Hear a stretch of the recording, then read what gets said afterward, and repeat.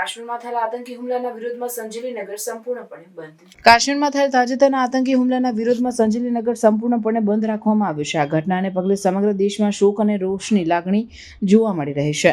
35 વર્ષ બાદ પહેલી વખત કાશ્મીરમાં સંપૂર્ણ બંધનું એલાન કરવામાં આવ્યું છે. શહેરમાં દુકાનો, ફ્યુલ સ્ટેશન અને અન્ય વેપાર ધંધા બંધ છે, જ્યારે અમુક વિસ્તારોમાં જાહેર પરિવહન સેવા પણ બંધ રાખવામાં આવે છે. આ હુમલાના વિરોધમાં સંજેલીનગરના લોકો રસ્તા પર ઉતરી ઉગ્ર દેખાવો કરી રહ્યા છે. સ્થાનિક વેપારીઓ, સામાજિક સંગઠનો અને નાગરિકોએ આ બંધને સમર્થન આપ્યું છે અને સરકાર સમક્ષ આખરી કાર્યવાહી કરવાની માંગ કરી છે.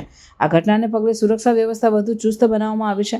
કાશ્મીરમાં સેનાના જવાનો ચુસ્ત બંદોબસ્ત ગોઠવી રહ્યા છે અને ચેકિંગ પોઈન્ટ્સ પર કડક સુરક્ષા વ્યવસ્થા ગોઠવવામાં આવી છે. સંજેલી ગામ આજે બંધ રાખવામાં આવેલું છે. કાશ્મીરમાં આતંકવાદીઓના હુમલાથી 27 લોકોના મૃત્યુ થયા છે. તેનો લોકોનો બહુ આક્રોશ છે અને સરકારને એક જ વિનંતી કે એનો જલ્દીથી જલ્દી એનો બદલો લેવામાં આવે અને સબક એવું શીખવાડવામાં આવે કે ફરી પાછું આવો કૃત્ય કરતે 10 વાર વિચાર કરે.